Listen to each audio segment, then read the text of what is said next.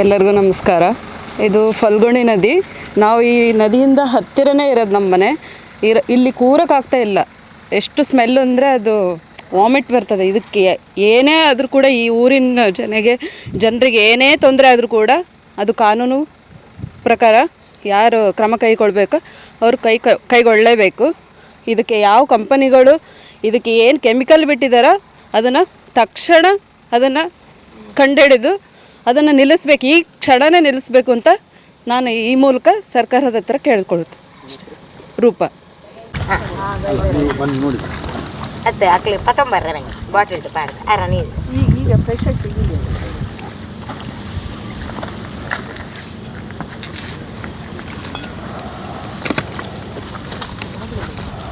ನೀನು ಬ್ಯಾಕ್ಟೀರಿಯಾಲಜಿ ತಗೊಂಡ್ರೆ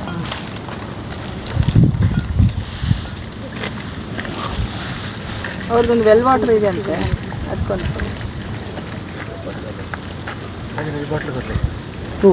ಸಾಕು ಬೇಡ ನಮಗೆ ಜನರಲ್ಗೆ 2 ಲೀಟ್ರ್ ಅಷ್ಟೇ ಅಲ್ಲ 1 ಲೀಟ್ರ್ ಸಾಕು. ಹುಷಾರು ಹಿಂದೆ ಬೀಳ್ತೀರ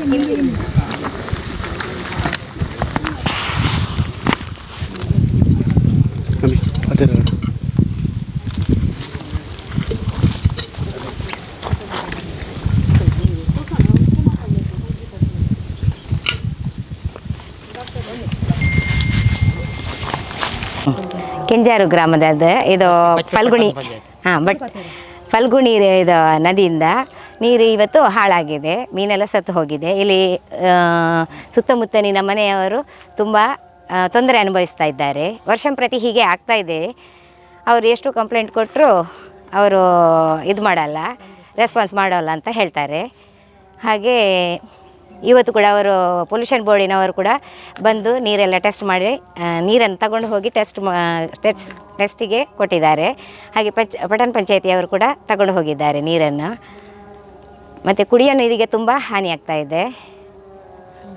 ವಾಸನೆಯಿಂದ ಇದು ಇಲ್ಲಿ ಪರಿಸರ ಮತ್ತು ಇದು ಎಂಥ ಪೊಲ್ಯೂಷನ್ ಆಗ್ತಾ ಇದೆ ಅಂತ ಹೇಳಿ. ಶರ್ಮಿಳಾ ಅಂತ. ನಮ್ಮದು ಮನೆ ಇದೆ. ನಮ್ಮದು ಮನೆ ಹತ್ತಿರನೇ ಬಾವಿ ಉಂಟು. ಬಾವಿ ನೀರು ಏನಾಗಿದೆ ಅಂದರೆ ನಾವು ಕುಡಿತಾ ಇದ್ದೇವೆ. ನನಗೆ ಏನಾಗಿದೆ ಅಂದರೆ ನಮಗೆ ಗೊತ್ತಾಗೋದಿಲ್ಲ. ಇವತ್ತು ಟೆಸ್ಟಿಗೆ ಕೊಂಡೋಗಿದ್ದಾರೆ. ಪೊಲ್ಯೂಷನ್ ಅವರು ಬಂದಿದ್ದಾರೆ ಇವತ್ತು. ತುಂಬ ಮೀನು ಎಲ್ಲ ಕಡೆಯಲ್ಲಿ ಮೀನು ಪಟ್ಟಣ ಪಂಚಾಯತ್ ಮೆಂಬರ್ ಇಲ್ಲಿ ಅವರೆಲ್ಲ ಬಂದು ಹೋಗಿದ್ದಾರೆ. ಪೊಲ್ಯೂಷನ್ ಅವರು ಬಂದು ಹೋಗಿದ್ದಾರೆ.